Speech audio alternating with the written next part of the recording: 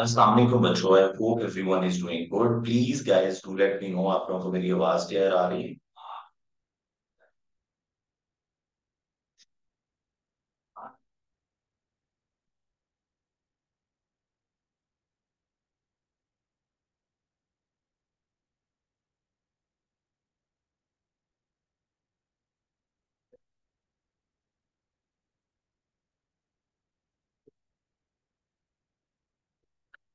जी बच्चों, आप मुझे क्लियरली सुन पा रहे हैं? Thank you so much.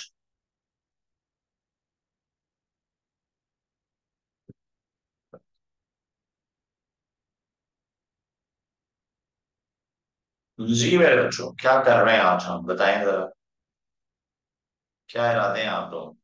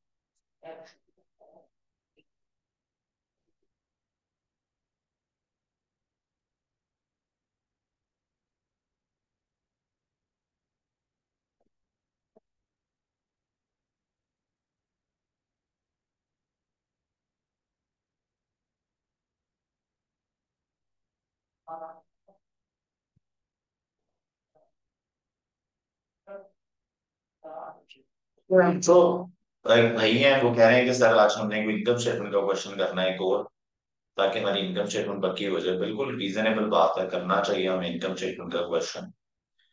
तो मुझे बताएं, हमने स्प्रिंग 23 किया। स्प्रिंग 23 अटेम्प्ट के बाद अगली अटेम्प्ट जो हम लोगों ने की, दैट वाज ऑटम 2022। फिर अगला क्वेश्चन जो हम लोगों ने किया, दैट वाज स्प्रिंग 2022। अब 2021 की तरफ बढ़ते हैं और क्वेश्चन करते हैं 2021 के। तो बैकवर्ड्स आ रहे हैं हम लोग, ताकि जरा रिसेंट अटेम्प्ट्स की से एग्जामिनर की साइकी समझ सकें, या कि उसकी साइकी है क्या, कि एग्जामिनर हमसे चाहता क्या, कि एग्जामिनर हमसे चाहता क्या है। इस चीज को हम लोग थोड़ा सा देख सके। ऐसा ही है। तो शेयर कर रहा हूं मैं आप लोगों के साथ 2021 के क्वेश्चंस। आज दो क्वेश्चंस करेंगे, थोड़ा सा क्विकली सॉल्व कराऊंगा मैं।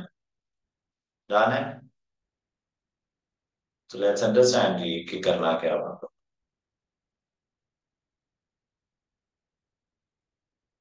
तो सबसे पहले आएगा ऑटम 2021। देखते हैं इसमें क्या है।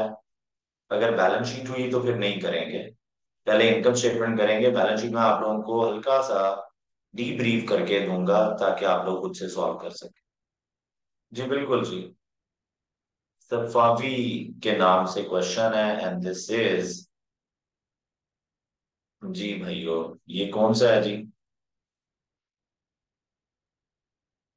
तो ये तो है बैलेंस शीट का क्वेश्चन। फिर देखते हैं जरा, ऑटम 2021 के बाद स्प्रिंग 2021 देखते हैं। स्प्रिंग 2021 मैंने ओपन करके देखा, तो मुझे पता चला स्प्रिंग 2021 भी बैलेंस शीट का क्वेश्चन है, हिमालय लिमिटेड के नाम से। मैंने कहा ओके, स्प्रिंग 2020 ये दोनों क्वेश्चंस मैं डिस्कस करूंगा आप लोगों के साथ। फिर मैंने क्वेश्चन अटेम्प्ट ओपन की स्प्रिंग 2020 की। मुझे पता चला spring 2020, yes, we have a question Manzil limited के नाम से, and this question is from income statement. तो बिल्कुल ये क्वेश्चन आ गया है जो हम लोगों ने सॉल्व कर। बहुत ही अच्छा क्वेश्चन है। वो दो क्वेश्चंस मैं आप लोगों को डीप ब्रीफ कर दूंगा। आप लोग क्या करेंगे, तो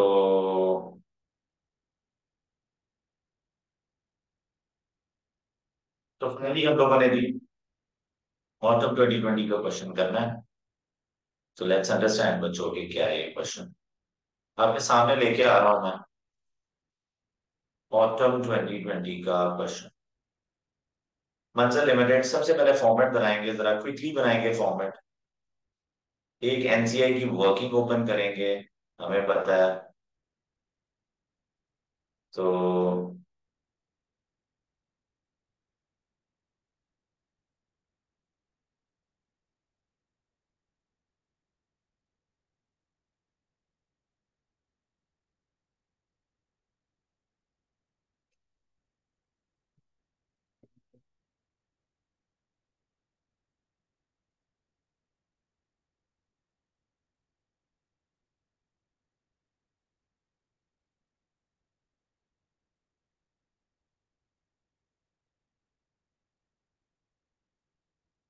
अच्छा क्वेश्चन है मंजिल लिमिटेड के नाम से। तो मैं अभी स्क्रीन शेयर करने लगा हूँ, आप लोगों को क्वेश्चन पे लाने लगा हूँ जी मैं। तो ये रहा ऑटम 2022 का, 2020 का मंजिल लिमिटेड के नाम से क्वेश्चन। तो ये है मेरे पेज,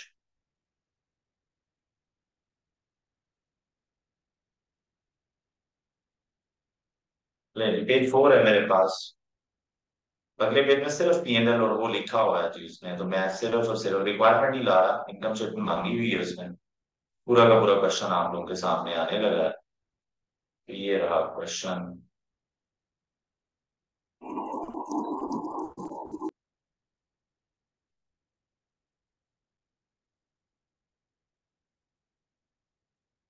जो क्वेश्चन आ गया इनकम स्टेटमेंट रिक्वायरमेंट, मंजिल लिमिटेड के नाम से क्वेश्चन है। तो लेट्स सी जी क्या हम लोगों ने करना है।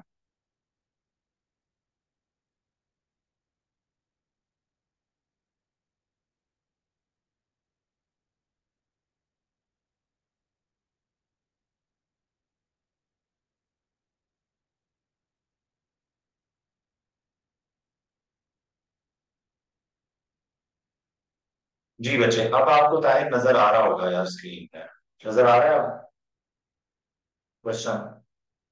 ले बच्चों, फॉर्मूला बनाएंगे यार। सबसे पहले वही सारी की सारी स्टोरी जो आप लोगों को पता है, वही सारे काम करने वाले हैं हम लोग। तो लेट्स अंडरस्टैंड दी कब हम लोगों ने करना क्या। तो मैं फॉर्मेट ओपन करने लगा हूँ, लेट्स सी।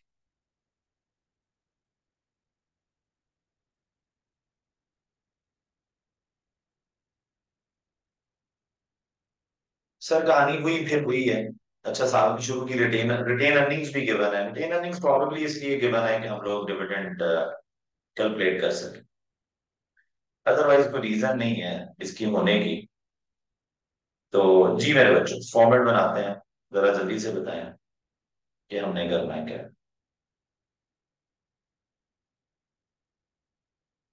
फॉर्मेट ओपन करते हैं बच्चों, जल्दी से फॉर्मेट मेरे साथ साथ ओपन करना है। अब आज जरा मैं खूबसूरती का ख्याल कम रखूंगा, ठीक है। तो यार बच्चों सबसे पहले तो आ गया आप लोगों के पास सेल्स। ये ले, सेल्स के बाद हमारे पास कॉस्ट ऑफ सेल्स आ रहा है। तो हमारे पास कॉस्ट ऑफ सेल्स आ गया यार बच्चों। ये cost of sales, sales cost of sale के बाद आप लोगों ने क्या करना है, जरा देखें।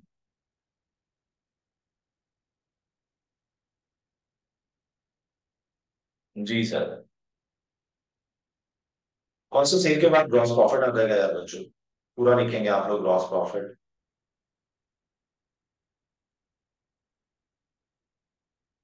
ग्रॉस प्रॉफिट के बाद आप लोगों ने ऑपरेटिंग एक्सपेंस लिखना है।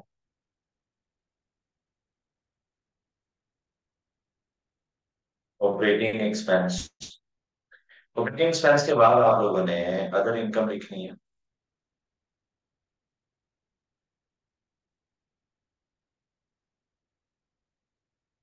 अदर इनकम के बाद आपने फाइनेंस कॉस्ट लिखनी है।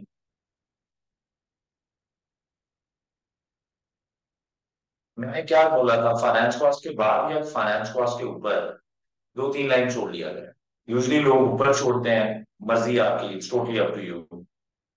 तो आप फाइनेंस कॉस्ट के ऊपर लाइन छोड़ लें, फिर आपके पास आ जाएगा प्रॉफिट, नेट प्रॉफिट आ जाएगा। तो दो तीन चार लाइन छोड़ ली हम लोग। Net profit. इसके बाद भी सर आप लोगों ने अदर कॉम्प्रिहेंसिव इनकम वाला एरिया लिख लें। एक अभी मेरे पास कुछ ऐसा नहीं है जो अदर कॉम्प्रिहेंसिव इनकम में जाएगा। एहतियातन छोड़ लें जगह, हो सकता है कुछ आ जाए, तो ये ले लीजिए फाइनली टोटल कॉम्प्रिहेंसिव इनकम। अब आप लोगों ने क्या करना होता है, पैट को दो हिस्सों में एट्रीब्यूट करना होता है। PAT attributed to parent and NCI. तो लें ये पेरेंट, ऑनर्स ऑफ पेरेंट आप पूरा लिखेंगे और एनसीआई लिखेंगे। In the same way total comprehensive income attributed to parent and NCI, ये लें आप बच्चों। और ये वर्किंग ओ है आप लोगों की, और ये भी वर्किंग। साइड पे मैंने वर्किंग ओ ओपन कर ली है। तो मेरे बच्चों, आपका एमसीआई शेयर की वर्किंग है, आपको बताएगा एमसीआई के शेयर की वर्किंग में सिर्फ और सिर्फ कौन सी चीजें आनी है। ले जी, प्रॉफिट आफ्टर टैक्स है और टोटल कॉम्प्रिहेंसिव इनकम है। तो यार बच्चों, ओनली सब्सिडरी पोस्ट के आइटम्स आने होते हैं। ओनली सब्सिडरी पोस्ट, बस और कुछ नहीं आना। Only subsidiary post, only subsidiary post की चीजें आनी है बच्चों, ओनली सब्सिडरी पोस्ट। ले सर, ये वो काम है जो आपने करना है, ये मेरी वर्किंग वो है, यानी वर्किंग जीरो है। मैंने नाम दिया हुआ है, जरूरी नहीं है वर्किंग जीरो ही रखो, तो दिल करे रखो नाम वर्किंग मान रख लो। ले सर, ये कहानी है, क्वेश्चन शुरू करने लगे हैं हम लोग। जी बच्चों, स्टार्ट करें प्लीज, बताएं। यार एंड 31 दिसंबर है आपका, तो फॉर्मेट बनानी है तो ओके लिख दो जल्दी से।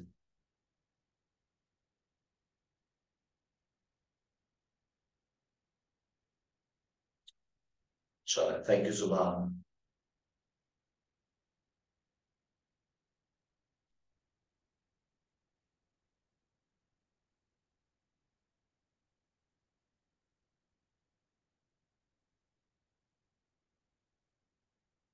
चलो, स्टैंडिंग है आज। ओके बच्चों, चलो लेट्स सी। फॉर्मेट बन गया आप लोगों का, ले स्टार्ट करते हैं क्वेश्चन। सर वही कहानी है, दिसंबर 2020 पे कोशिश लिमिटेड है, एक मंजिल लिमिटेड है, और एक है आपके पास एचएल हिम्मत limited. Let's understand, income statement given है फॉर द ईयर, कोई और कोई कहानी नहीं है, रुपीज मिलियंस में सब चल रहा है। एडिशनल इंफॉर्मेशन गिवन है। Details of ML investments are as follows. ML है, उसने इन्वेस्टमेंट की हुई है। केएल में 25% की हुई है, जो केएल में 25% की, और 400 मिलियन। मुझे बताएं 25% का मतलब क्या है। Please do let me know 25% का मतलब क्या है। आप कहेंगे सर क्या मतलब है, सर एसोसिएट है और क्या है, ये वो काम वाली बात है। मैं कहूँगा और को बात माइंड में आई आपके। आप कहेंगे सर इनकम स्टेटमेंट है ना, तो एसोसिएट का प्रॉफिट का शेयर लेना है। मैं कहूँगा यार बड़े तेज हो गए हो। मैंने कहा और, आपने कहा यार सर अगर कोई अदर कॉम्प्रिहेंसिव इनकम हुई तो उसका शेयर भी लेना है। तो प्रॉफिट शेयर लेना है और टोटल ओसीआई शेयर लेना है। प्रॉफिट शेयर लेना है एंड ओसीआई शेयर लेना है, प्रॉफिट शेयर एंड ओसीआई। मैं कहूंगा और को बात। आप कहेंगे सर अगर कोई डिविडेंड आया तो डिविडेंड कर देंगे। बाकी मैंने कहा कोई एंट्री, आपने कहा जो एंट्री बनती है वो पास करेंगे, अगर उसमें से कुछ लॉस तो उसी पेरेंट का हुआ तो चला जाएगा। मैंने कहा ठीक है यार। मैंने कहा और को बात, आपने कहा सर अनरियलाइज प्रॉफिट अगर एसोसिएट सेलर होगा ना तो इसी प्रॉफिट में से अनरियलाइज प्रॉफिट माइनस होगा, पेरेंट सेलर हुआ तो ऊपर कॉस्ट ऑफ सेल। मैंने कहा बात बहुत आला। ये वो बातें बच्चों, अगर आपको नहीं पता ना तो आप फिर क्वेश्चन पे कितने क्वेश्चंस करके सीखेंगे ये बात। तो ये पहले ही पता होनी चाहिए आपको बात। मैंने कहा ओके, आगे चलते हैं जरा। डिटेल्स ऑफ एमएल इन्वेस्टमेंट सारा एज फॉलोज हो गया। फर्स्ट में 2015 पे खरीदा हुआ है for many years, so many years, काफी ज्यादा साल पहले। सो मुझे बताएं कि पूरा का पूरा साल कंसोलिडेट होगा ना फिर।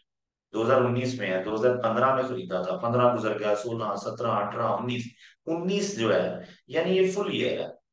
फुल ईयर तो मुझे पूरे 12 माह का इसका प्रॉफिट चाहिए। प्रॉफिट आफ्टर टैक्स चाहिए और ओसीए भी चाहिए। ये लें, full year profit after tax और ओसीए चाहिए। ठीक हो गया? आगे मेरे बच्चों, फर्स्ट में 2019 पे उसने 60% एचएल के शेयर्स एक्वायर किए हैं। कितने परसेंट एक्वायर किए हैं बच्चों? जल्दी से बता दें जरा। 60%। अब ये एक्वायर किए हैं फर्स्ट में भी, यहाँ पे मैं अब चुप करके रुक गया हूँ, थोड़ा सोचने बैठ गया हूँ। 60% एक्वायर करने का मतलब है सब्सिडरी है, तो इसका मतलब है यार कि आपकी इन्वेस्टमेंट जो हो गई है किसमें, एचएल में, वो सब्सिडरी की है। और ये 60% है। अब सब्सिडी 60% सब्सिडरी है, मुझे पता चल गया। एमसीआई क्या है आपको पता चल गया, एमसीआई इज 40%। लेकिन मेरा लिए मसले वाली बात यह है कि फर्स्ट मई पे एक्वायर किया है, तो मई, जून, जुलाई, अगस्त, सितंबर, अक्टूबर, नवंबर, दिसंबर, 8 माह हुए हैं मुझे इसे एक्वायर किए हुए। तो सर मुझे समझ लग गई कि हिम्मत लिमिटेड की जितनी इनकम स्टेटमेंट है सिर्फ पोस्ट टैक्स पीरियड के लिए कंसोलिडेट होनी है। तो मैं पूरी इनकम स्टेटमेंट में हर चीज 8/12, 8/12, 8/12 लूंगा। यानी मैंने सिर्फ और सिर्फ पोस्ट की चीजें लेनी है, मैंने प्री वाली चीजें नहीं लेनी। हमें पता है हमारी तो कंसोलिडेशन इसी बात पे खत्म हो गई थी। पेरेंट का सारा कुछ ले आना, सब्सिडरी का प्री वाला इग्नोर कर देना, पोस्ट वाला इनकम स्टेटमेंट और एनसीए शेयर में ले जाना। तो यहाँ पे पोस्ट टैक्स पीरियड 8 मंथ्स है, तो बच्चों आखिरी 8 माह की जो भी इनकम एक्सपेंसेस हैं वो तो आपने इनकम स्टेटमेंट में लेके जाना है। उसके अलावा कुछ नहीं लेके जाना। उसके अलावा कुछ नहीं लेके जाना। ओके सर, ठीक है, मान ली बात। मुझे बताएं गुडविल कैलकुलेट करूं या नहीं, आप बताएं। Do I need to calculate goodwill? Should I calculate goodwill? Goodwill calculate होगी क्योंकि यही एक्विजिशन ईयर है, बहुत ज्यादा 2 वजह से गुडविल कैलकुलेट होगी। एक्विजिशन डेट में ईयर में हो सकता है बार्गेन परचेज गेन आ जाए, तो बार्गेन परचेज गेन आपने पीनल में लेके जाना होता है क्योंकि एक्विजिशन डेट है, ईयर है, इसलिए लेके जाना है, याद है? तो लास्ट जो स्प्रिंग 2022 का क्वेश्चन था उसमें हम लोगों ने क्या देखा था कि 1.5 ईयर पहले एक्विजिशन हुई थी, तो मैंने कहा था गुडविल बार्गेन परचेज गेन आ भी गया तो नहीं लेके जाना। यहाँ पे अगर आपका बार्गेन परचेज गेन लॉस आ गया तो उसके लिए, प्लस आपको पता होना चाहिए कि यार अगर कोई इम्पेयरमेंट लॉस होना तो उसके लिए भी लेके जाना है। तो ये इन्फॉर्मेशन। Okay sir. अब मेरे बच्चों, मैंने क्या किया, मैंने इसको रेज किया, मैंने कहा यार गुडविल की एक छोटी सी वर्किंग साथ ही ओपन कर लेते हैं। और साथ में ग्रुप स्ट्रक्चर की वर्किंग आई होप आप लोगों ने ओपन कर ली। की है किसी ने ग्रुप स्ट्रक्चर की वर्किंग ओपन? तो मैंने क्या किया, मैंने कंसिडरेशन गुडविल की वर्किंग यहाँ पे ओपन कर ली है।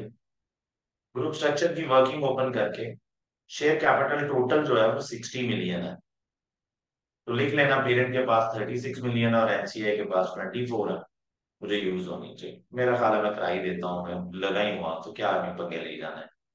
ग्रुप स्ट्रक्चर कुछ इस तरह बनेगा मेरे बच्चों कि एचएल में पेरेंट जो है वो 60% है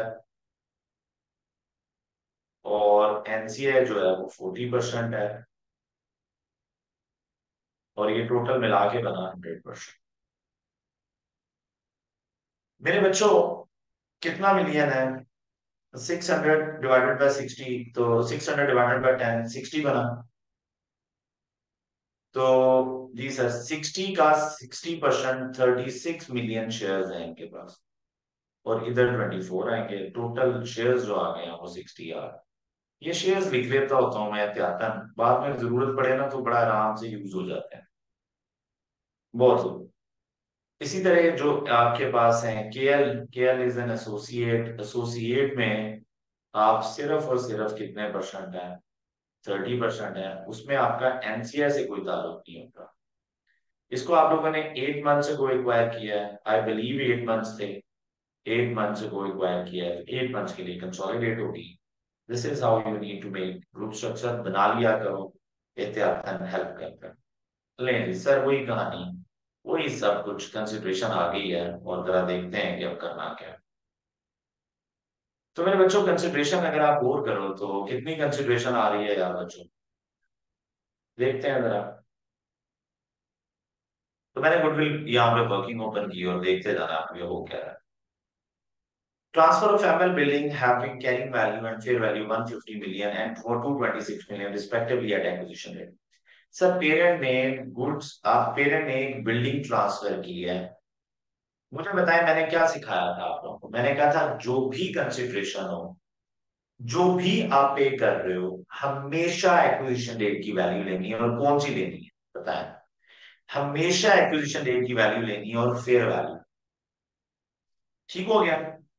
डेफर्ड कंसीडरेशन में हम प्रेजेंट वैल्यू लेते हैं, वो एक्चुअली फेयर वैल्यू ही होती है प्रेजेंट वैल्यू। ओके। अब मेरे बच्चों, तसल्ली रखनी है, ठीक है। Transfer ML building having carrying value and fair value 150 million and 226 million respectively at acquisition date. The disposal of building has been recording at carrying value. वो कह रहा है कि मैंने तो कैरिंग वैल्यू पे रिकॉर्ड किया। हमने कहा यार तूने तो कैरिंग वैल्यू पे रिकॉर्ड किया, गलत ही किया। तो डबल एंट्री इसकी बननी चाहिए बच्चों। मैं इधर बना रहा हूँ। डेबिट करना चाहिए आप लोगों को इन्वेस्टमेंट इन सब्सिडरी है, कॉस्ट ऑफ इन्वेस्टमेंट को फेयर वैल्यू से करना चाहिए। सो कैरिंग वैल्यू 150 और फेयर वैल्यू 226। क्रेडिट करना चाहिए यार बच्चों बिल्डिंग। कैरिंग वैल्यू को आपने बुक्स में से खत्म करना है, 150। और कितना प्रॉफिट लॉस है यार जो आप लोगों ने बुक करना है। तो प्रॉफिट ऑन डिस्पोजल आ रहा है आपके पास, और दैट इज 76। ये प्रॉफिट एंड लॉस में जाना चाहिए, ये नहीं गया हुआ पीनल, क्योंकि उस महीने डबल एंट्री क्या पास की थी। उसने इन्वेस्टमेंट इन सब्सिडरी कितने से डेबिट की हुई है, उसने ये भी 150 से डेबिट की है, और ये भी क्रेडिट 150 से की है। यही तो कह रहा है वो कह रहा है, मैं कह रहा है disposal of building has been recorded at carrying value.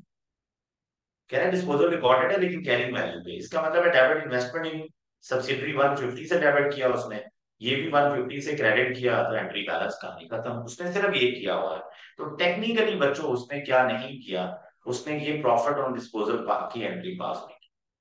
तो मुझे चाहिए फेयर वैल्यू गुडविल की कैलकुलेशन में।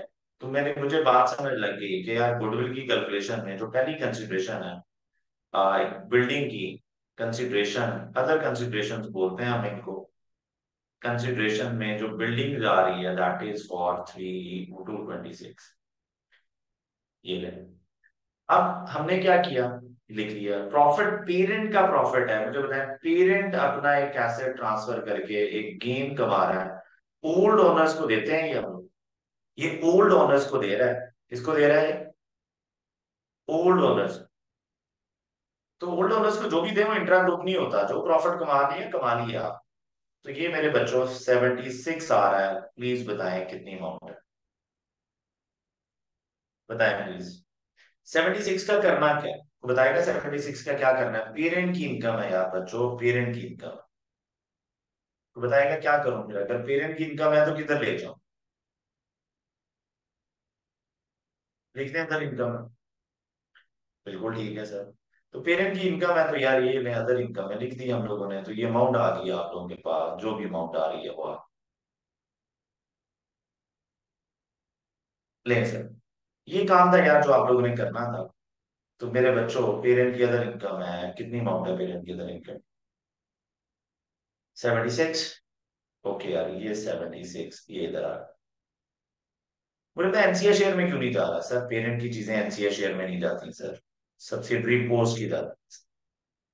ओके बच्चों, नेक्स्ट कंसिडरेशन देखते हैं यार बच्चों। Can issuance of 16 million ordinary share of ML after 1 month of acquisition, after 1 month of acquisition, share issue कर रहा है 1 माह बाद। मैं गुडविल कैलकुलेट कर रहा हूँ एक्विजिशन डेट पे, मुझे चाहिए एक्विजिशन डेट की। तो अगर मुझे एक्विजिशन डेट की वैल्यू चाहिए तो आगे, the market price of ML shares at the date of acquisition was 30. However, market price increased to 32 when the share was issued. तो ये दो की मूवमेंट भी रिकॉर्ड नहीं होनी, ये दो की मूवमेंट भी रिकॉर्ड नहीं होनी। शेयर्स जब इशू हो जाते हैं जिस वैल्यू में रिकॉर्ड हो गए उनकी फेयर वैल्यू ज्यादा कम होती जाए, नहीं लिखते, इसको हम कहते हैं इक्विटी रीमेजर नहीं करते। तो इक्विटी वाले शेयर्स वाली कंसिडरेशन दोबारा रिकॉर्ड नहीं, दोबारा मूवमेंट रिकॉर्ड नहीं होती। हालांकि कंटीजेंट कंसिडरेशन की मूवमेंट आप रिकॉर्ड करते हैं, डेफर्ड कंसिडरेशन बढ़ती है आप रिकॉर्ड करते हैं, लेकिन ये शेयर्स वाली कंसिडरेशन की फर्दर मूवमेंट रिकॉर्ड नहीं करनी, ये नोट बना लें, साथ में लिख लेना, इक्विटी कभी रीमेजर नहीं होती। कैपिटल शेयर प्रीमियम एक दफा लिखेंगे दोबारा रीमेजर नहीं होती। तो मेरे बच्चों 30 की वैल्यू लेनी है आप लोगों ने, कितने मिलियन शेयर्स दिए हैं खुद ही बता दिए हैं यार, 16। डबल एंट्री होती है बच्चों, इन्वेस्टमेंट इन सब्सिडरी या cost of investment debit, credit share capital, credit share premium. Share capital share premium balance sheet की चीज है, वो हमसे वो मांग नहीं रहा। तो मुझे क्या करना चाहिए, यहाँ पे कंसिडरेशन लिख देनी चाहिए, कितनी आ रही है by the way consideration, 16 multiply by 30, amount आ गई है आप लोगों के पास 480।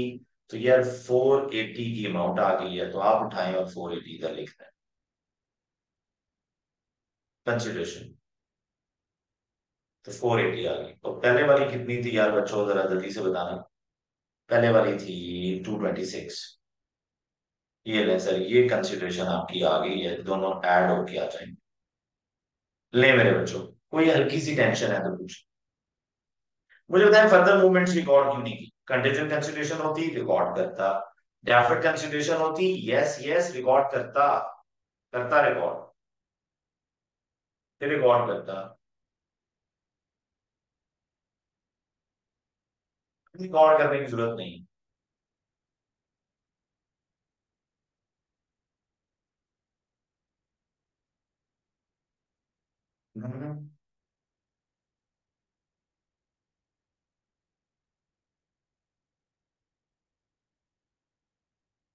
ओके बच्चों, आगे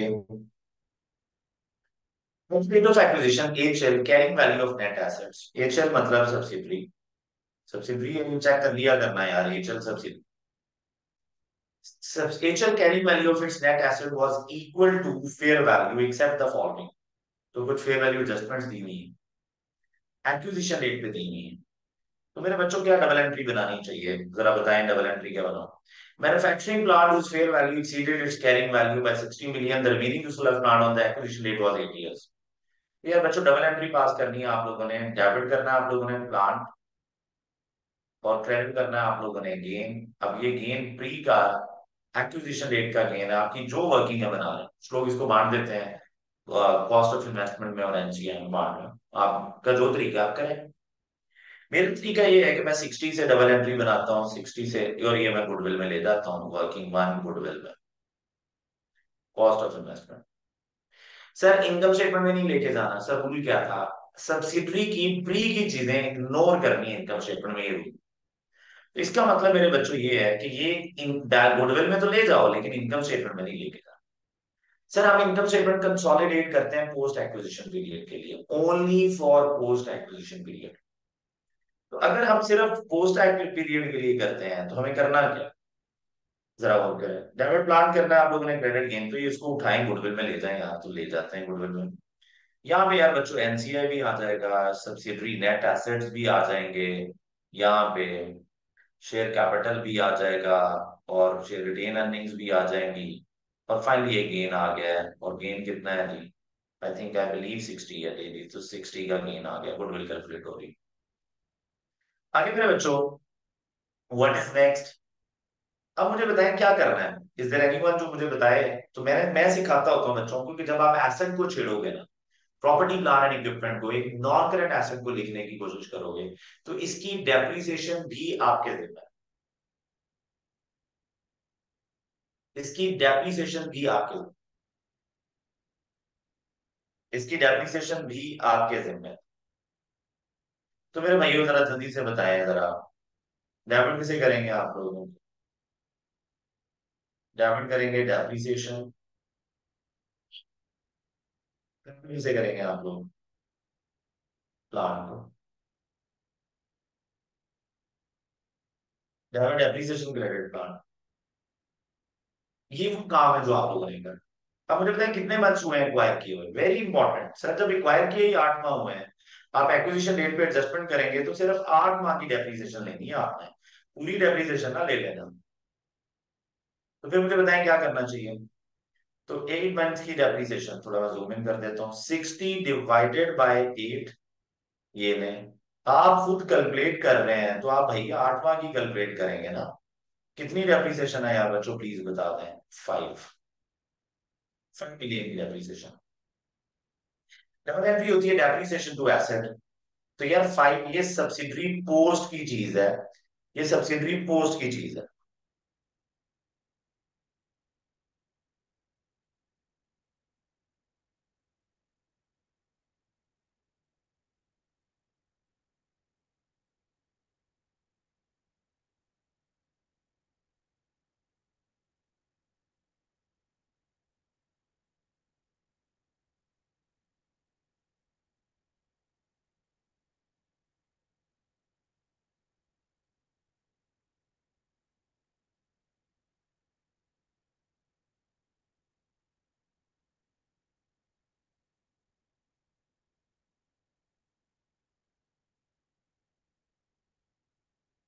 ओके बच्चों, शायद कोई कंप्यूटर में मसला आ गया था। आवाज आ रही है ना यार बच्चों, प्लीज बताना।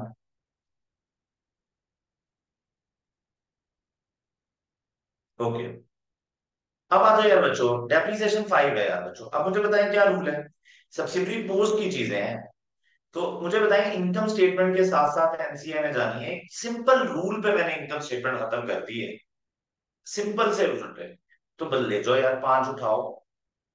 डेप्रिसिएशन है यार बच्चों, किधर लेके जानी चाहिए, कुछ बताया नहीं हुआ। प्लांट की डेप्रिसिएशन है बच्चों, तो यूजली प्लांट जो होते हैं कॉस्ट ऑफ सेल में जाते हैं। तो यार बच्चों, ये प्लांट की डेप्रिसिएशन आप इधर ले आए।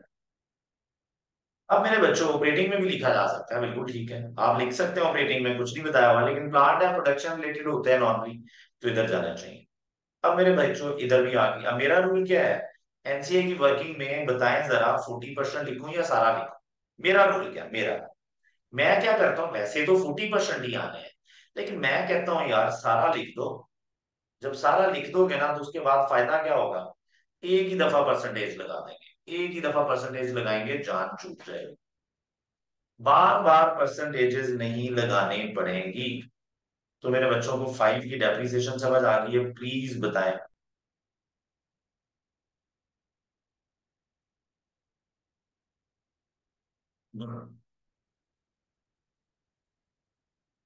आगे बढ़ते हैं यार बच्चों। ठीक है यार बच्चों, व्हाट इज नेक्स्ट। नेक्स्ट देखते हैं जी जरा कि क्या स्टोरी है। Can a contingent asset of 50 rupees was disclosed in HL's financial statements, which has an estimated fair value of rupees 15 million, and year this contingent asset is disclosed in financial statements at 46 million, और वो कह रहा है year end पे इसकी जो value है वो 46 मिलियन होगी। तो बच्चों मुझे को बता सकते हैं क्या एडजस्टमेंट बननी चाहिए इसकी। इज देयर एनीवन जो कि मुझे बताएगा क्या एडजस्टमेंट बननी चाहिए इसकी। इज देयर एनीवन, कोई है तो मुझे बता दें क्या करना चाहिए। मैं ना अब आप लोगों को नोट्स पे लेके जा रहा हूँ अपने कंसोलिडेशन के, और मैं आप लोगों को एक बात सिखाता हूँ, प्लीज जरा देखिएगा। बच्चों हम ना, दो चीजें ऐसी हैं जो कि ना हम जिन्हें मानते हैं कि हमें रिकॉर्ड कर लेनी चाहिए। सब्सिडी सब्सिडरी की इंडिविजुअल बुक्स में रिकॉर्डेड नहीं है, लेकिन हमें रिकॉर्ड कर लेनी चाहिए। कंसोलिडेटेड बुक्स में रिकॉर्ड कर लेनी चाहिए। कौन सी बुक्स में रिकॉर्ड कर लेनी चाहिए, कंसोलिडेटेड बुक्स में रिकॉर्ड कर लेनी चाहिए। दो चीजें ऐसी, एक है बच्चों इंटेंजिबल एसेट्स ऑफ सब्सिडरी, अगर उसकी बुक्स में लिखे हुए नहीं लिखे हुए, they have some fair value, तो हमने रिकॉर्ड कर ले। Intangible assets of subsidiary recognise होने हैं। और दूसरी चीज है कंटिंजेंट लायबिलिटी रिकॉर्ड होनी है। किसी भाई ने बात नहीं की कि कभी कंटिंजेंट एसेट भी रिकॉर्ड कर। सर हमने कभी बात नहीं की कि कंटिंजेंट एसेट रिकॉर्ड करना है। हम सिर्फ कंटिंजेंट लायबिलिटीज को रिकॉर्ड करेंगे। हम सिर्फ कंटिंजेंट लायबिलिटीज को रिकॉर्ड करने वाले हैं, और बस। इन्हें हम अदर फेयर वैल्यू एडजस्टमेंट्स बोलते हैं। मैं आप लोगों को नोट्स पे लेके आया हूँ, जरा मैं एंट्रीज जल्दी जल्दी रिवाइज करा दूं, क्योंकि इस दफा कंटीजेंट लायबिलिटी पूछ लेनी है उसने। इन्हें हम कहते हैं other fair value adjustment. Sir intangible assets of subsidiary, fair value पे रिकॉर्ड करने हैं आप लोगों ने इंटेंजिबल एसेट्स ऑफ सब्सिडरी। तो डबल एंट्री बनेगी, डेबिट इंटेंजिबल एसेट करेंगे, क्रेडिट गेन करेंगे, और ये गेन एक्विजिशन रेट क्या है में चला जाएगा। लेकिन इसका जो पोस्ट एक्विजिशन अमोर्टाइजेशन है पोस्ट एक्ट की वो चार्ज करेंगे। आई थिंक कल किया भी था। Research and development, in process research and development project उनसे खरीदा था और फेयर वैल्यू पे रिकॉर्ड किया था और डेप्रिशिएट भी किया था। दूसरी चीज कंटीजेंट लायबिलिटी ऑफ सब्सिडरी है जो रिकॉर्ड करनी है। अगर सब्सिडरी को खरीदते वक्त उनके पास कोई कंटीजेंट लायबिलिटी एग्जिस्ट कर रही है तो आप वो भी रिकॉर्ड कर लेंगे। ये सब्सिडरी की कंटीजेंट लायबिलिटी है, ये देखिए दोनों एडजस्टमेंट्स। इंटेंजिबल एसेट भी सब्सिडरी का रिकॉर्ड होना है, contingent liability of subsidiary record होनी है भाई फेयर वैल्यू पे। जो डबल एंट्री बनेगी बनाएंगे एक्सपेंस टू लायबिलिटी, जो फेयर वैल्यू होगी ये गुडविल में चली जाएगी यानी कॉस्ट ऑफ इन्वेस्टमेंट और एनसीएम में, और बाद में जो भी मूवमेंट आएगी वो रिकॉर्ड कर ले।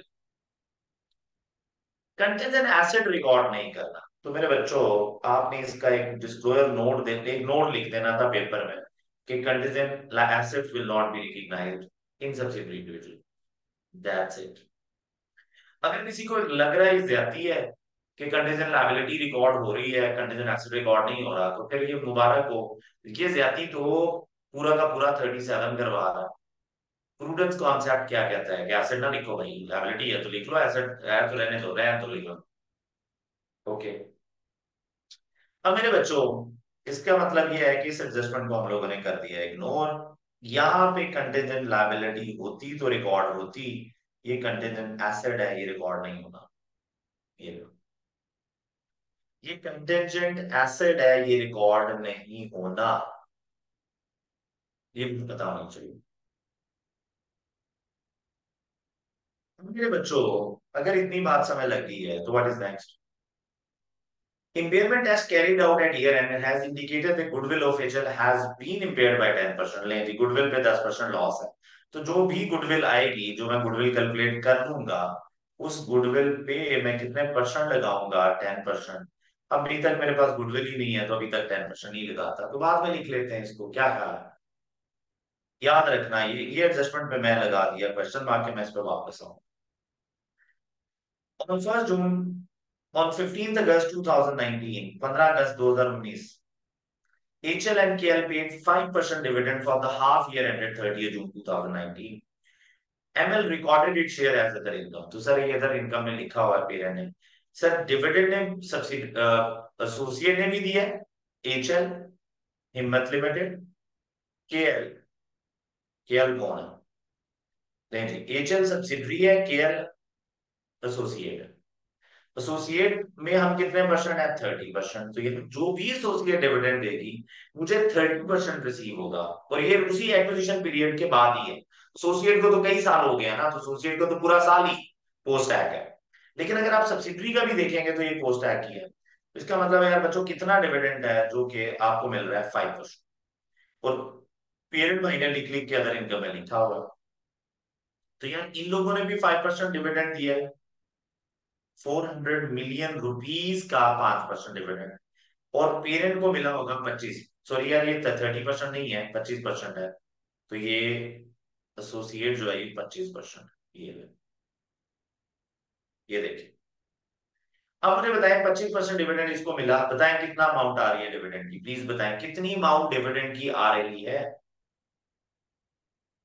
5 आ रही है।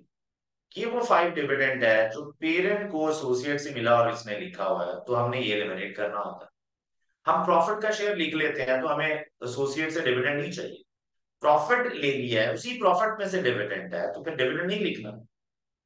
600 का 5% बच्चों, और उसमें से आपको मिला होगा 60%।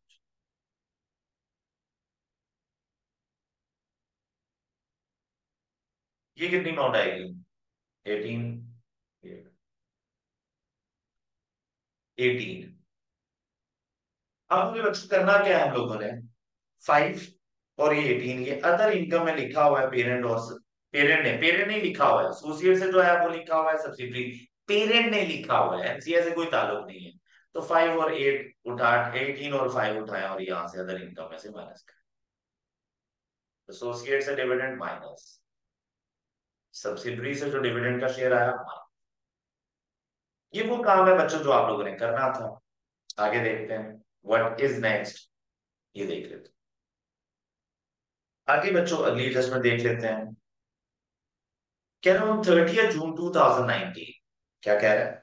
ऑन 30 जून 2019, ऑन 30 जून 2019, क्या हुआ बच्चों ऑन 30 जून 2019? बताएं। चल, on 30th June 19, KL sold a machine having carrying value of 62 ml. KL ने बेची है। KL कौन है? प्लीज आके देखें ऊपर, देखिए मैं कितनी तसल्ली से देखता हूँ। KL एसोसिएट है, उसने बेची है पेरेंट को ML। तो KL sold a machine having a carrying value of 60 million to ML for 68 million.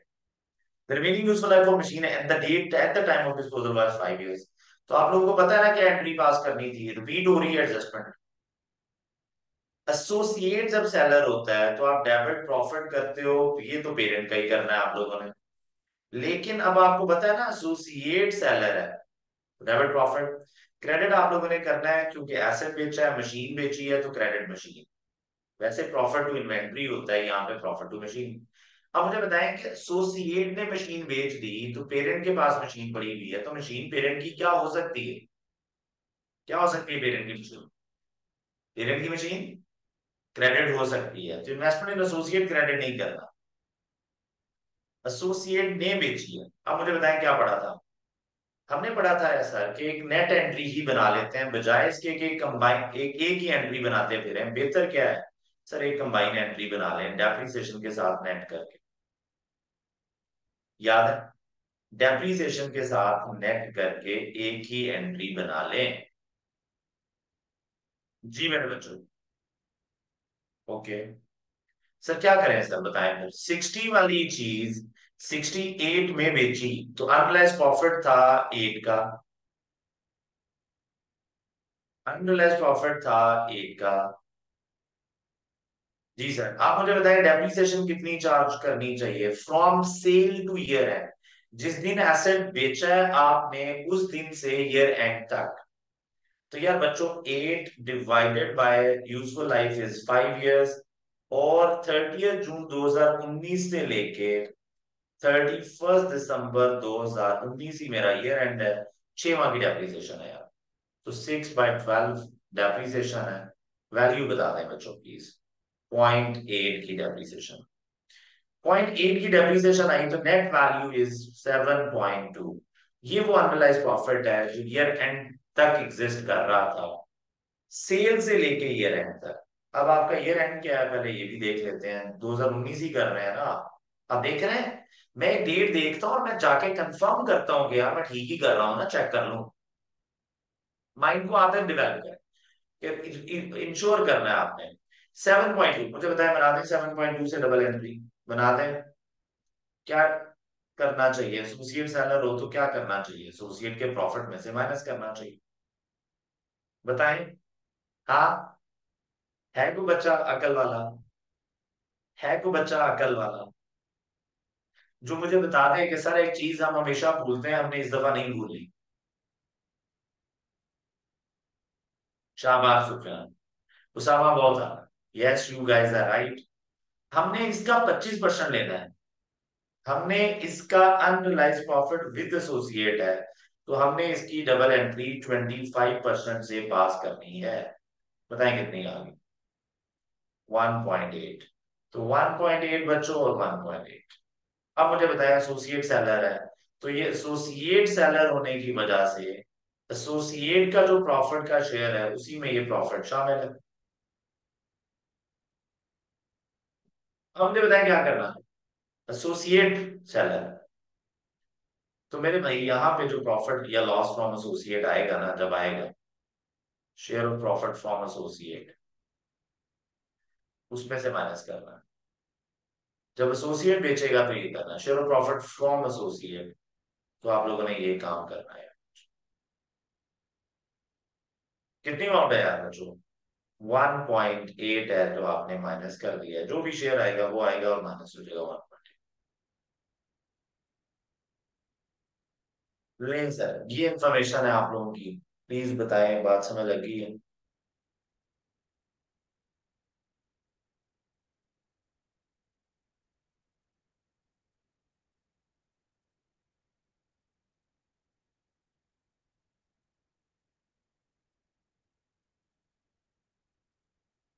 Ji sir.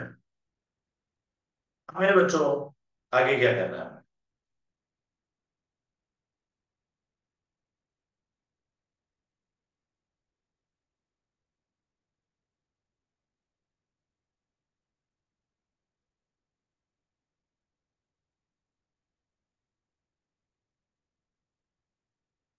Ji sir.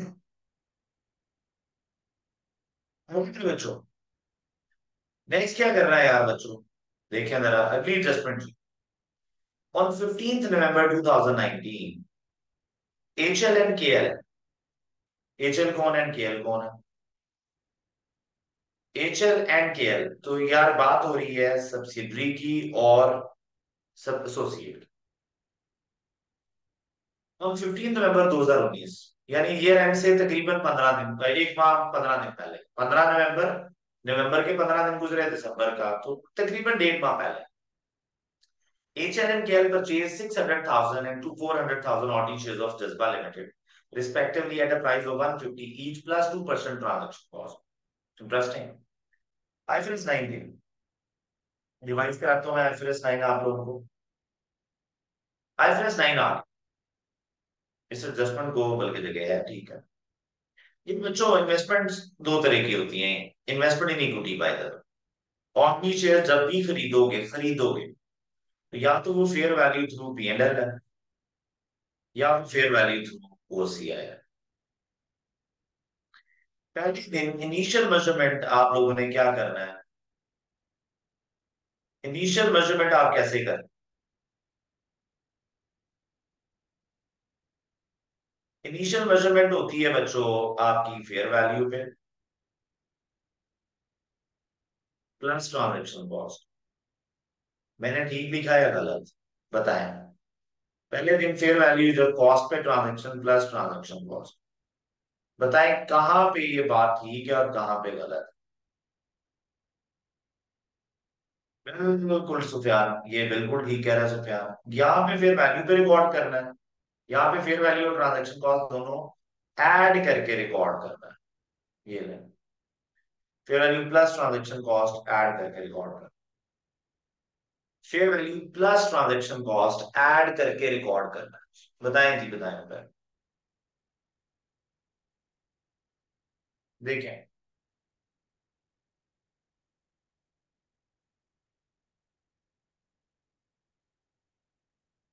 तो उसने इस इन्वेस्टमेंट को फेयर वैल्यू थ्रू P&L पे रिकॉर्ड कर दिया सर।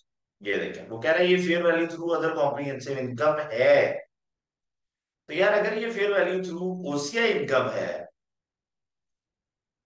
तो जो भी इसके गेन लॉसेस हैं, अच्छा जी, सब्सिक्वेंटली मसला नहीं होता जी, सब्सिक्वेंटली फेयर वैल्यू पे ही लिखते हैं आप लोग, और जो गेन लॉस आएगा आप P&L में ले जाएंगे। जी सर बिल्कुल। तो क्या करना है आप लोगों ने? फेयर वैल्यू पे रिकॉर्ड करना है, तो जो गेन लॉस है P&L में चला जाएगा। Through other company the investments have not remeasured at year end, वो कह रहे हैं इन्वेस्टमेंट ईयर एंड पे रीमेजर हुई नहीं अभी तक। ओके, कर लेते हैं, नहीं हुई तो the investments have not been remeasured at year end, कह रहे market price of JL shares was 138 at year end. वो कह रहे हैं कि ₹130 का 38 का ईयर एंड पे शेयर है। Total share capital of JL consist of 20 million shares. तो बता दीजिए किसने कितने परसेंट खरीदा है, जल्दी से बताया किसने कितने परसेंट खरीदा है? तो बताइए। जी सर। परचेज 600,000 शेयर, ये लें जी, 600,000 शेयर खरीदे हैं, ये 400,000 शेयर खरीदे हैं, यार 1 मिलियन शेयर खरीदे हैं आउट ऑफ 20 मिलियन, थोड़ी सी परसेंटेज बनती है।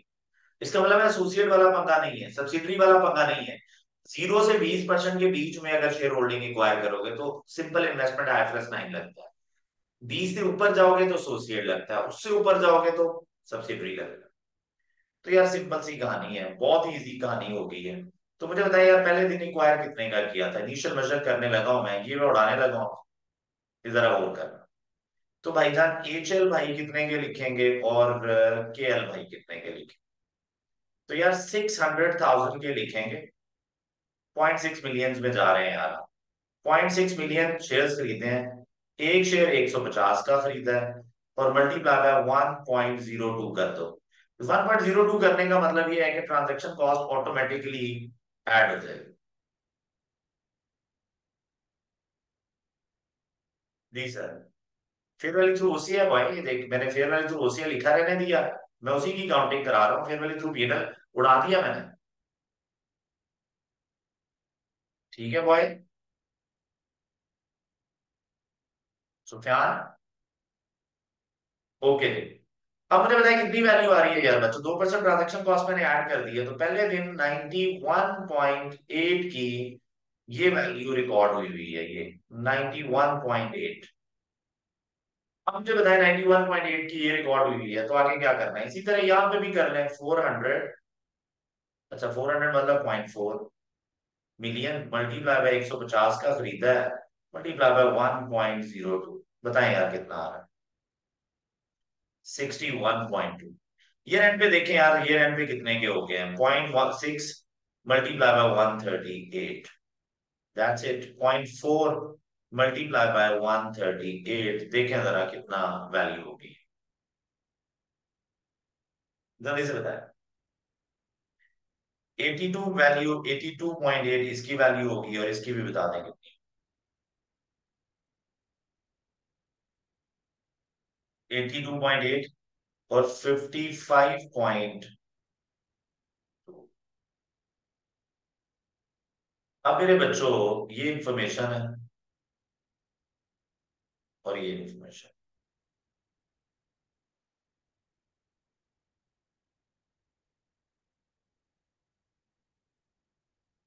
नहीं सर, ये इंफॉर्मेशन। अब मुझे बताया क्या कर रहा है? जी सर, गेन बताएं।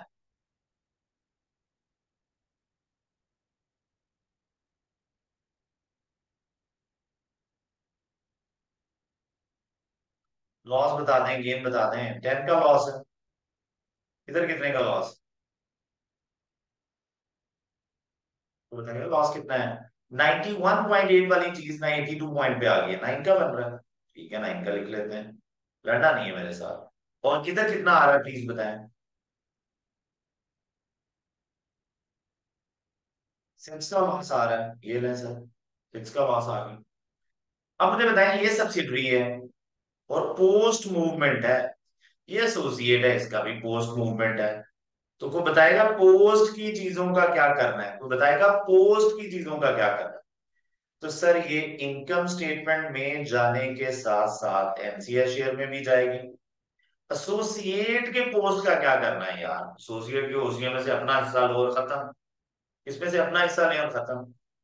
तो मेरे बच्चों इसका अपना 25-25% ले लेंगे, ये ले लें यार, जान छुड़वाएं इनसे, तो जान छुड़वाएं, किधर वापस आते फिरेंगे। 1.5 है, ये पक्की बात है, 1.5 है, ये ले। अब मेरे बच्चों उठाओ और इसको लिख दो। इधर लिखो सबसे पहले शेयर ऑफ OCI फ्रॉम, लें यार बच्चों, share of OCI from associate, और अमाउंट आ रही है, OCI का शेयर है ये 1.5, ये ले लीजिए 1.5 आ गया। और जी fair value through OCI loss है सब्सिडरी का 10 का, और तो कुछ है नहीं एडजस्टमेंट में, 10 का लॉस। 10 का इनकम स्टेटमेंट में आने के साथ साथ इधर कोई बताएगा इधर किधर आना है? इज देयर एनीवन जो बताए यहाँ पे कहाँ पे लिखूं? कहाँ पे लिखूं यार fair value through OCI loss?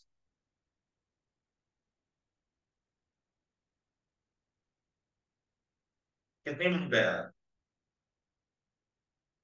10 minute.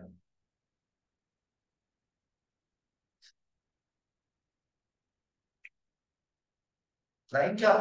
अच्छा 9 था यार, 9 था, लॉस है भाई, नेगेटिव है। सिर्फ इधर क्यों लिखा है? क्योंकि total comprehensive income PAT plus OCI होता है यार बच्चों। ओसीआई की आइटम सिर्फ इधर आनी। ये भी 9 था यार, आई एम सॉरी। तो ये 9 है यार बच्चों, ये क्या ये बात समझ लगी? प्लीज बताएं, यहां तक आप साथ हैं? वो हल्की सी भी टेंशन है तो पूछें।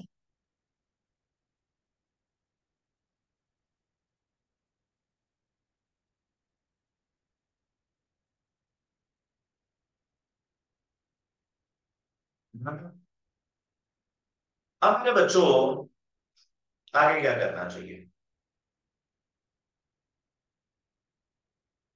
लॉस था तो वो भी नेगेटिव होगा। ये नहीं, लॉस है तो नेगेटिव पॉजिटिव। नेगेटिव ध्यान है, नेगेटिव होगा जी, नेगेटिव होगा। लॉसेस है तो नेगेटिव, गेन्स होते तो पॉजिटिव। ले मेरे बच्चों, आगे आ जाए। एडजस्टमेंट क्या है जी? खत्म। ML measures interest at proportionated share of acquire. Proportionated share को एनसीए को प्रोपोर्शनेटेड शेयर पे मेजर करना है। सर तो एक सर क्वेश्चन एनसीए है। की कोई गुडविल नहीं है, तो एनसीए गुडविल इम्पेयरमेंट लॉस सारा पेरेंट को जाना। सारा पेरेंट को, यानी एनसीए के शेयर में नहीं जाना। ओके सर, मान ली आपकी बात। शेयर कैपिटल पता है आपको सब्सिडरी का कितना है? ये देखें, 600 है शेयर कैपिटल सब्सिडरी का। ये शेयर कैपिटल आ गया। कंसिडरेशन जो टोटल बन रही है बच्चों, वो भी टोटल कर लें, सिर्फ रिटेन अर्निंग निकालनी है। अली पूछे पूछे आपका क्वेश्चन, एक क्वेश्चन तो मैंने जानबूझ के इग्नोर किया था। आईफरस 9 अगर इनिशियली कॉस्ट और फेयर वैल्यू में फर्क हो, मुझे था मैं एंड पे एड्रेस करता हूँ आपका। लेकिन अगर आपका उसके वो भी क्वेश्चन है या उसके अलावा क्वेश्चन है तो पूछ लो। वो क्वेश्चन तो मैंने देख लिया था, मुझे था मैं एंड पे बात करता हूँ।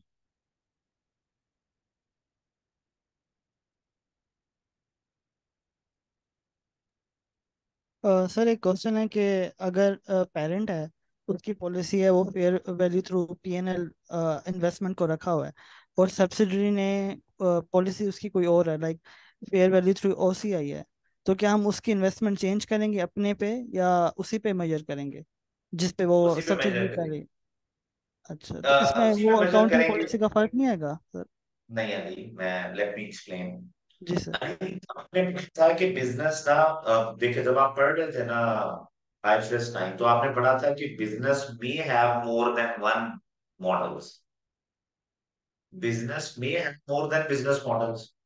मैं मेरी अगर स्टॉक्स को खरीदने की इंटेंशन लॉन्ग टर्म है, तो मैं उसे फेयर वैल्यू थ्रू उसे मैं लिख सकता हूँ। कुछ और स्टॉक्स हैं, उनमें मेरी जो इंटेंशंस हैं वो ट्रेड की हैं, तो मैं उसे फेयर वैल्यू थ्रू पीनल में लिखूंगा। तो एक कंपनी जब दो डिफरेंट इन्वेस्टमेंट्स को fair value through PNL, fair value through OCI में लिख सकते हैं, तो यार ये पेरेंट ने लिखा, पेरेंट ने फेयर वैल्यू थ्रू पीएनएल लिखा हुआ है क्योंकि वो ट्रेडिंग वाली होगी। उसने फेयर वैल्यू थ्रू ओसीआई लिखा हुआ है क्योंकि वो लॉन्ग टर्म होगी। तो इंटेंशंस तो अभी भी वही है। जो इंडिविजुअल बुक्स वाली इंटेंशंस है वही कंसोलिडेटेड बुक्स वाली इंटेंशन है। तो ये चेंज इन अकाउंटिंग पॉलिसी में नहीं आएगा। मेरे भाई को बात समझ लगी है नहीं?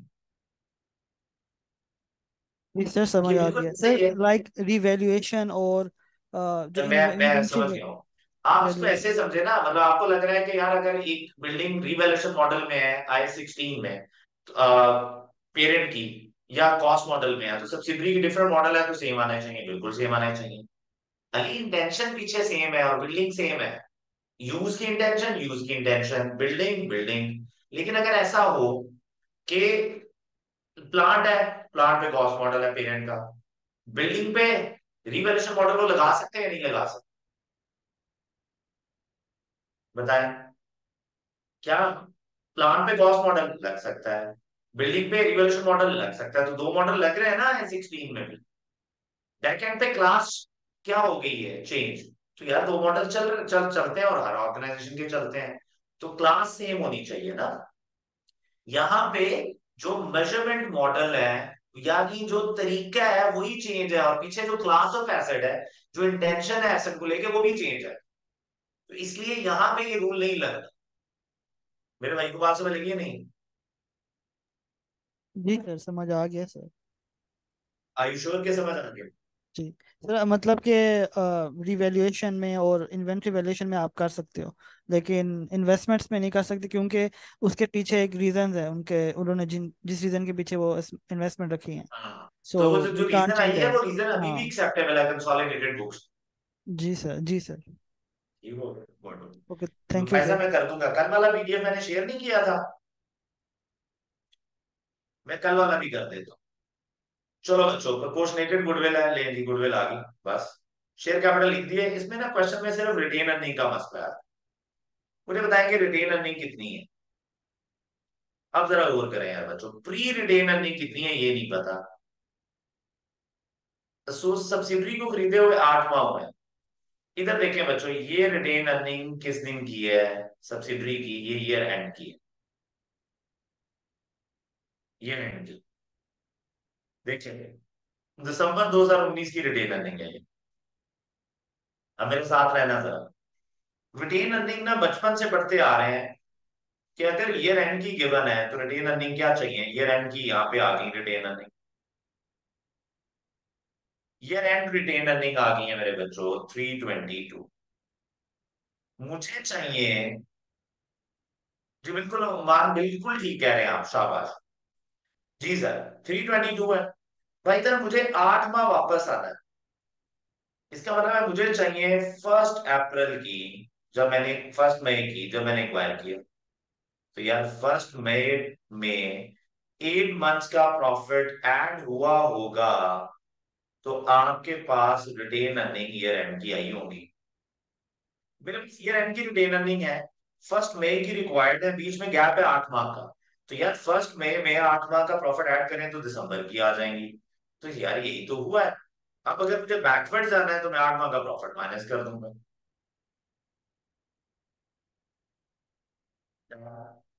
इतनी बात अगर आप लोगों को समझ आ गई है तो अगली बात करते हैं। लेकिन आपको पता है बचपन से पढ़ते आ रहे हैं कि रिटेन्ड अर्निंग्स में डिविडेंड भी आता है। तो 1 मई के बाद डिविडेंड क्या होगा माइनस, और यहाँ पे डिविडेंड भी है, यहाँ पे डिविडेंड भी है, क्वेश्चन में था। इसका मतलब है वो डिविडेंड भी आपको ख्याल करना है कि कितना सब्सिडरी ने डिविडेंड दिया। तो मेरे बच्चों आप जरा गौर करना आप लोगों ने। तो ठीक है, टेंशन नहीं लेनी। तो मुझे बताया ये आ गया प्रॉफिट। अब प्रॉफिट कैलकुलेट करना पड़ेगा यार बच्चों, इसमें से ये माइनस करें, इसमें से ये माइनस करें, इसमें से ये माइनस करें, तो आपके पास प्रॉफिट आएगा। प्लीज मुझे प्रॉफिट चाहिए, प्रॉफिट पूरे साल का प्रॉफिट चाहिए। कितना आ रहा है 63, पूरे साल का है। ठीक है, मुझे 63 पूरा चाहिए या सिर्फ 8 माह का चाहिए, बताएं।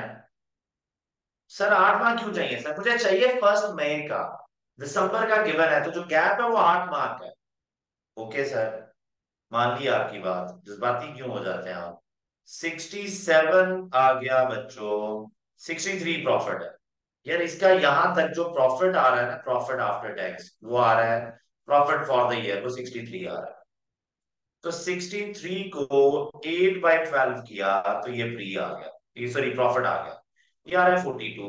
डिविडेंड देख सकता है वो कितना था।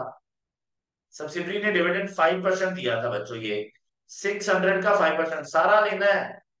पेरेंट ने 60% लिखा हुआ है, डिविडेंड की रिटेन अर्निंग में तो सारा माइनस हो रहा था ना। तो बच्चों ये डिविडेंड आ रहा है 600 का 5% 30, ये ले ली। अब मुझे बताया रिटेन अर्निंग यहाँ पे कैलकुलेट हो सकती है, 1 मई की रिटेन अर्निंग वर्क बैक करना है, ये लेस कर देंगे ऐड कर देंगे, you will get your retained earnings. Please बताएं, प्लीज बताएं कितनी रिटेन अर्निंग्स।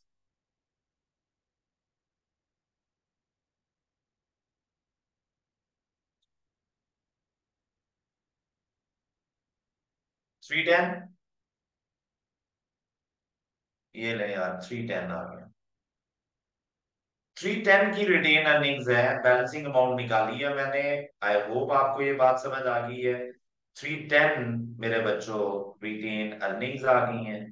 ले सर गुडविल निकल सकती है। 480 plus 226, 706, share capital 600 plus 310 plus 60। जी मेरे बच्चों, 600 प्लस 310 प्लस 60।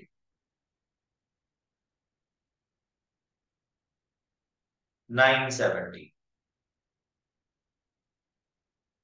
लें सर।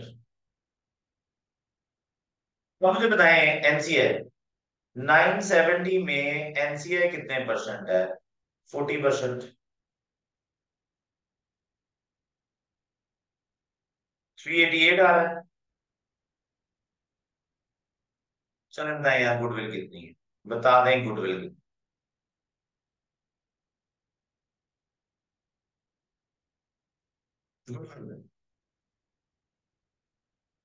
124। बच्चे 124 कह रहे हैं, आई बिलीव इन मेरे ऑल बच्चास।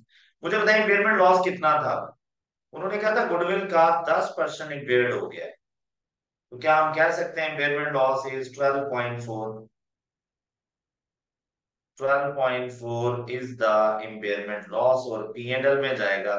एनसीए से कोई ताल्लुक नहीं, क्योंकि ये पार्शियल गुडविल नहीं है, फुल पार्शियल गुडविल है, फुल गुडविल नहीं।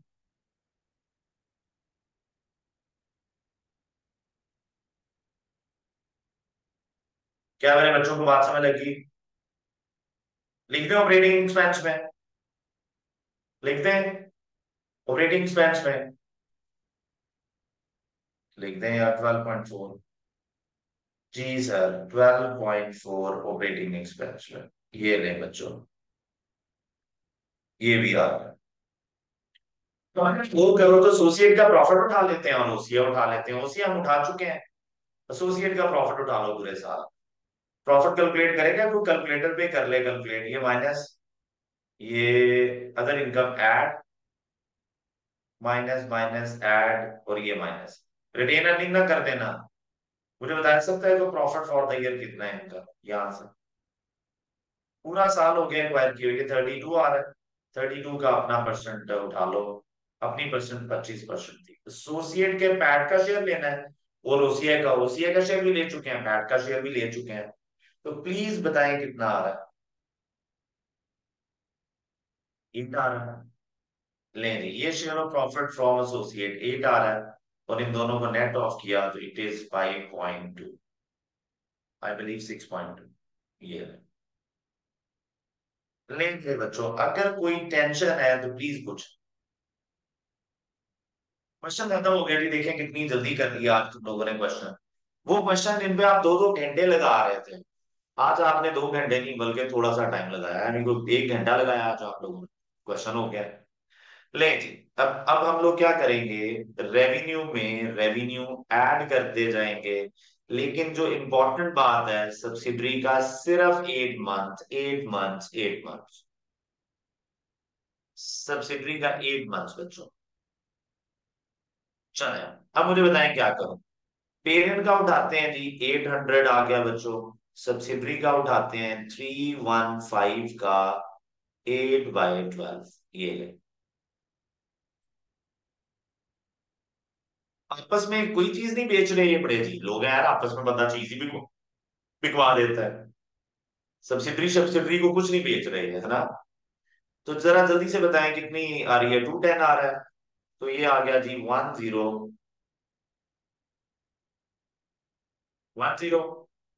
चलो, 1010 आ गया। कॉस्ट ऑफ सेल 540 है बच्चों, प्लस 180 का 8/12 है।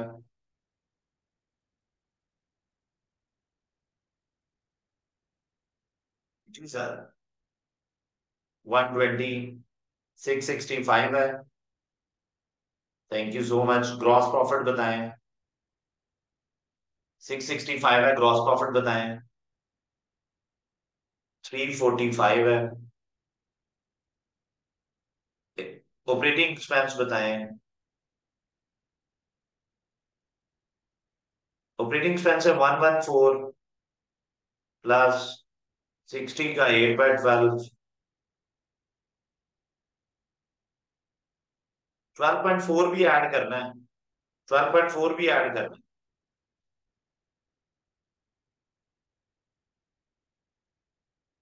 166.4। अदर इनकम, पेरेंट की अदर इनकम,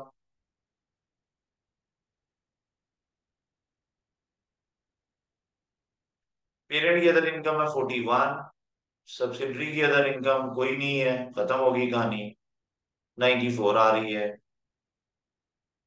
फाइनेंस कॉस्ट देख लेते हैं 20, और 12 का 8/12 8 ही आ रहा है यार। 8/12 बताएं कितना आ रहा है।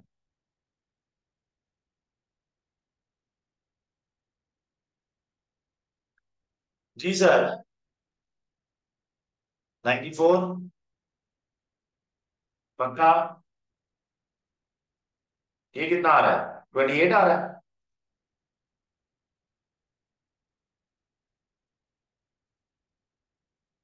6.2 ऐड हो गया। जी सर बताएं कितना आ गया। नेट प्रॉफिट 250.8 आ गया यार। ये ले, ये आप लोगों का नेट प्रॉफिट आ गया।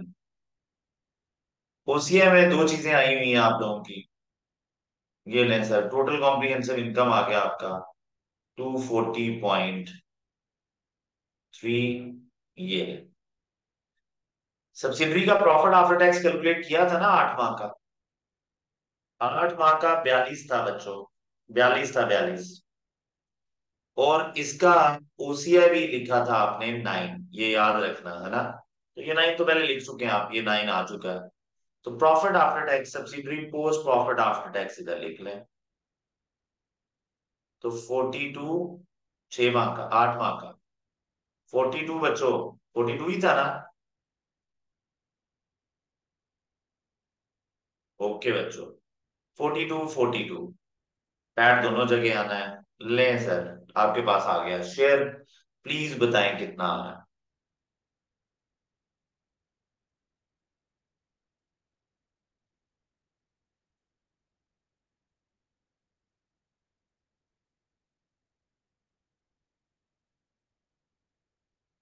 है जी बच्चों।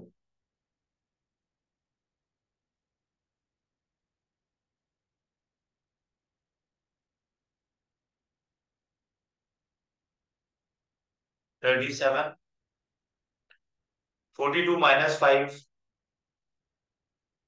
-9,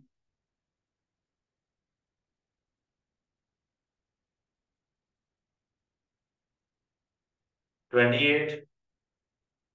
एमसीए का शेयर कितना है? 40%, 40% बताएं।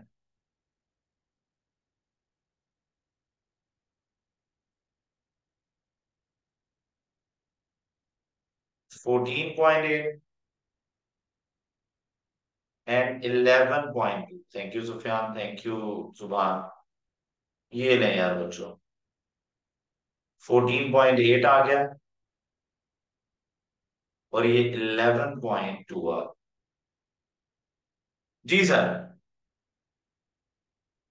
अब क्या करना है हमने, इस टोटल ये जो प्रॉफिट है इसमें से एनसीए का शेयर आपको मिल गया है, इसी तरह ये वाले में से आपको ये शेयर मिल गया है, तो बाकी जो भी है वो सारा का सारा ये।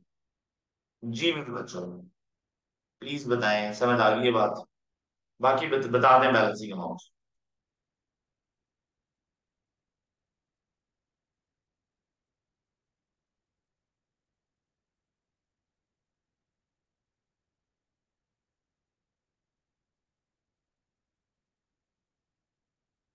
ये 236 कह रहे हैं लोग, ये 229.1 कह रहे हैं।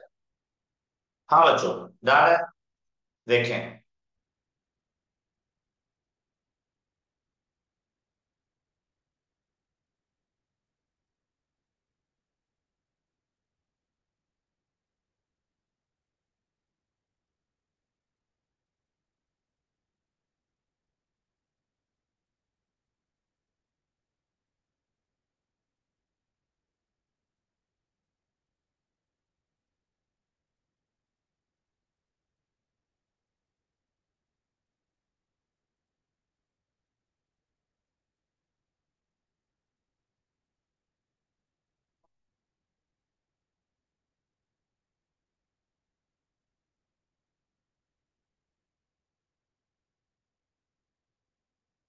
यहाँ पे काम स्टार्ट है। कोई टेंशन है तो जरा जल्दी से पूछे।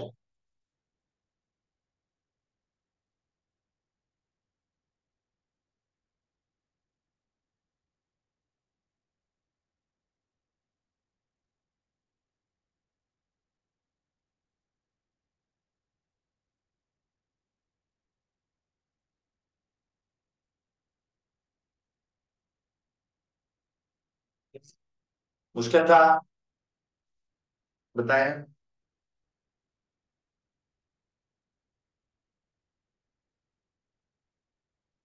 बच्चों, ले लें।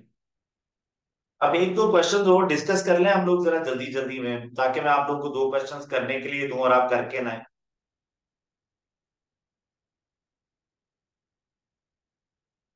कंसोलिडेशन।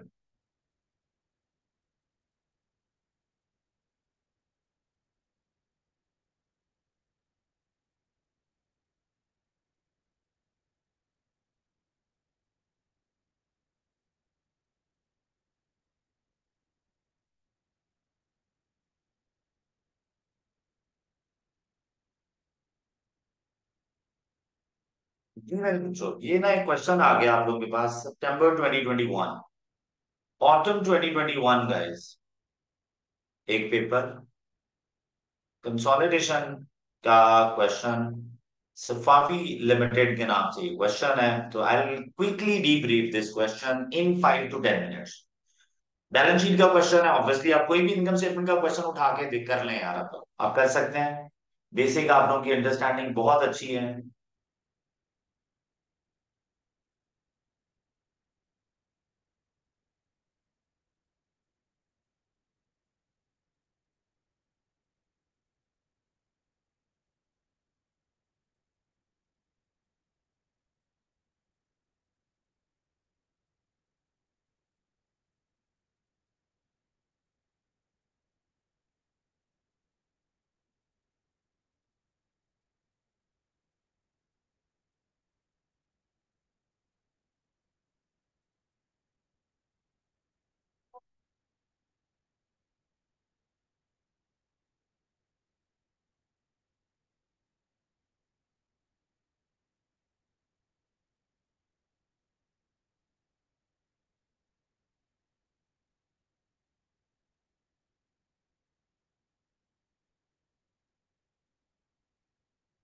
स्टार्ट करें प्लीज, बताएं यार। ओके, गो अहेड दें मुझे।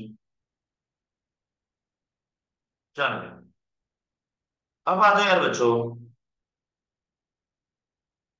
नहीं जी सर, अगर आप गौर करें तो ईयर एंड है 30 जून 2021। ईयर है 30 जून 2021। जी सर।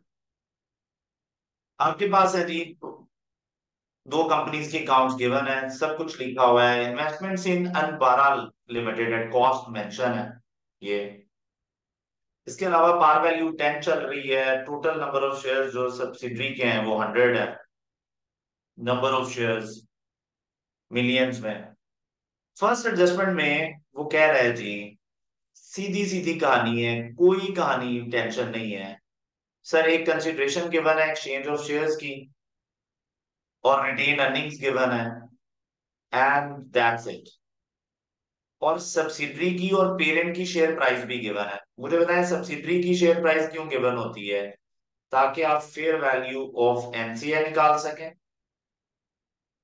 पेरेंट की इसलिए गिवन है कि जो कंसिडरेशन हम पे कर रहे हैं उसको लिख सकें।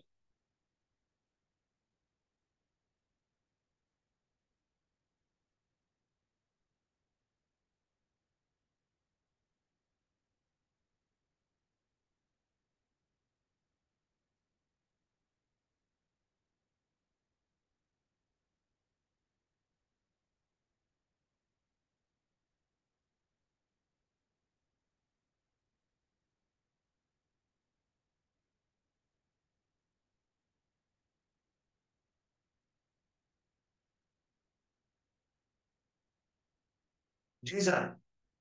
अब मेरे बच्चों, सर कहानी के साथ है, नेट एसेट्स की वैल्यूज गिवन है, इन्वेंट्रीज हैं, और इन्वेंट्रीज बिक चुकी हैं। मुझे बताएं ये एडजस्टमेंट आप कर चुके हैं? Fair value adjustment of inventory, जो इन्वेंट्री ड्यूरिंग द ईयर बिक चुकी हो। इज देयर एनीवन जो बता सके कि जो बिक चुकी है उनका क्या करना है और जो पड़ी हुई है उनका क्या करना है, fair value adjustment acquisition date पे। जो बिक चुकी है उनका क्या करते हैं और जो पड़ी हुई है उनका क्या करते हैं, है कोई बच्चा जो बता दे। सर जो बिक, सबसे पहली बात,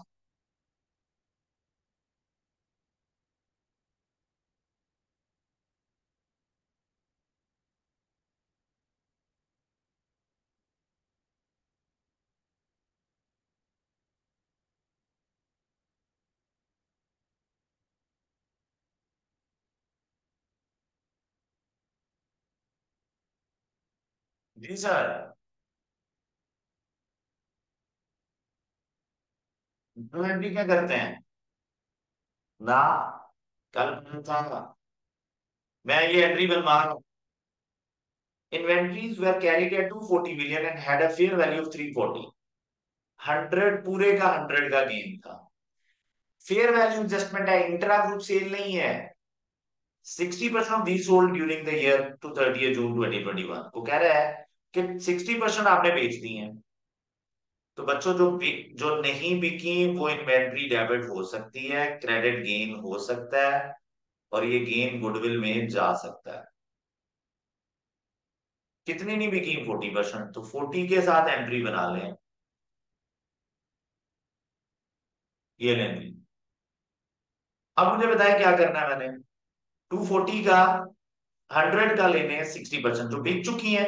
उसमें मैंने कहा था जो इन्वेंट्री बिक चुकी है क्या उसका को डेबिट कर सकते हैं आप। तो मैंने कहा था यार नहीं कर सकते, तो उसकी जगह ले लो सब्सिडरी पोस्ट।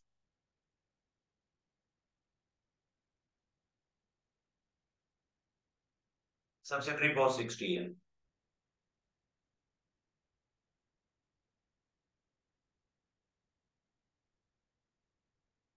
यहाँ पे सारे साथ हैं।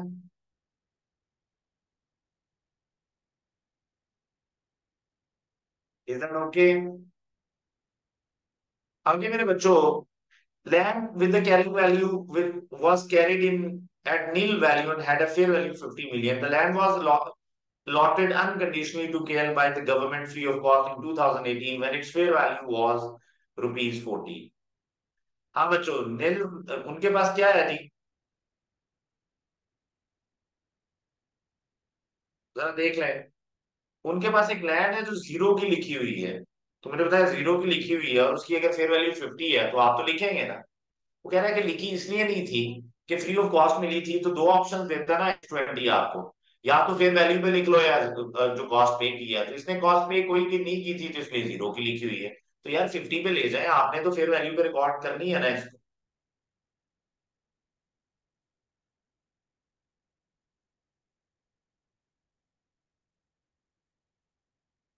जी सर। एसएल ने केएल को चीजें बेची हैं। एसएल कौन और केएल कौन है, एसएल पेरेंट और केएल ने भी intra group sale of non current asset है। Intra group sale of non current asset, ये लें जी। अनरियलाइज प्रॉफिट इसके ऊपर आएगा। याद रखना अनरियलाइज प्रॉफिट के साथ नेट करके डेप्रिसिएशन भी चार्ज कर लेना, फिर एंट्री बनाना, या नेट के बना लेना या दोनों को सेपरेट करके बना लेना।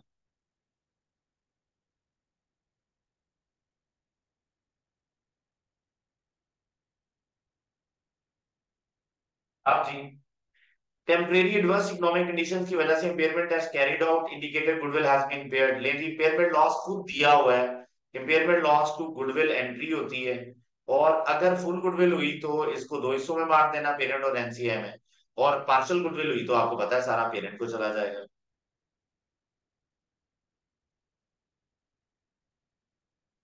जी सर। आगे एसोसिएट है मेरे बच्चों, सारी स्टोरी सेम है एसोसिएट वाली। लेकिन ड्यूरिंग पोस्ट एक्विजिशन पीरियड में लॉस आ रहा है, तो मुझे बताया आपकी इन्वेस्टमेंट इन एसोसिएट में से लॉस ऐड होगा या लेस होगा। जब आप इन्वेस्टमेंट इन एसोसिएट बनाएंगे, इन्वेस्टमेंट को कॉस्ट पे लिखेंगे, तो यहाँ पे शेयर ऑफ पोस्ट एड प्रॉफिट तो ऐड होता है, लॉस क्या होगा, लेस होगा। क्या मैं बच्चों को बात समझ लग रही है। डबल एंट्री क्या होगी, डबल एंट्री रिवर्स।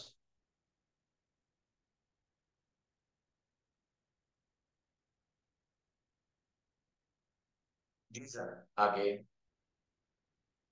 एंट्री क्या होती है? पहले होती है प्रॉफिट का शेयर उठाओ तो debit investment in associate add होती है क्रेडिट सीआरई। अब उल्टा कर लें, क्रेडिट इधर हो रही है, डेबिट सीआरई में।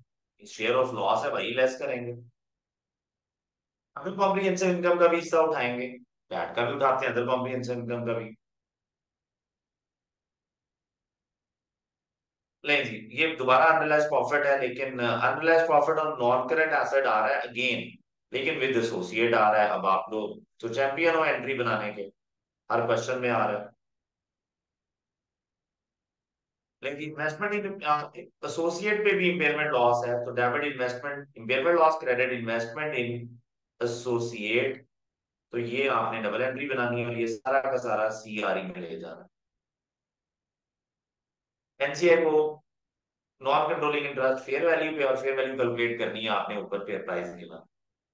तो बच्चों कर लोगे ये क्वेश्चन? जरा जल्दी से बताएं। सफावी लिमिटेड है, आराम से बैठ के तसल्ली से करना। बताएं जरा। हो जाएगा एवरीवन? अब्दुल्ला,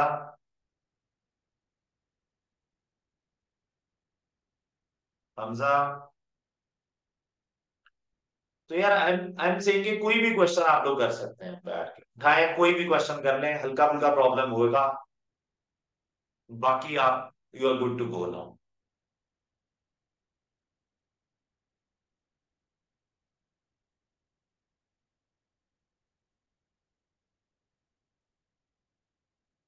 जी सर। जाना है? कल का प्लान बताओ।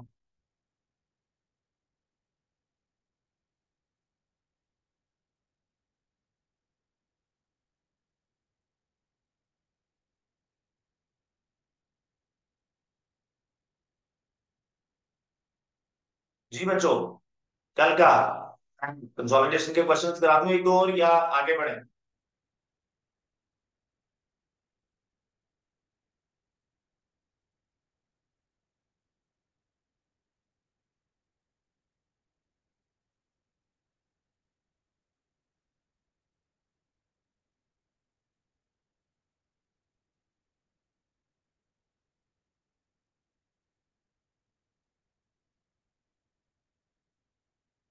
यार बच्चों, क्या ऐसा पॉसिबल है कि हम हमारी क्लासेस चल रही थी अभी, सैटरडे का प्लान, मतलब थर्सडे था, फ्राइडे था, सैटरडे था।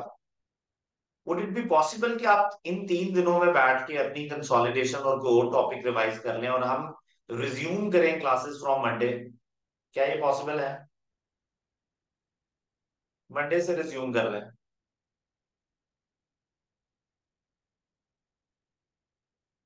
मीनवाइल आप कंसोलिडेशन अपनी तैयारी कर लें, बाकी भी अपने टॉपिक्स देखते रहें। डन।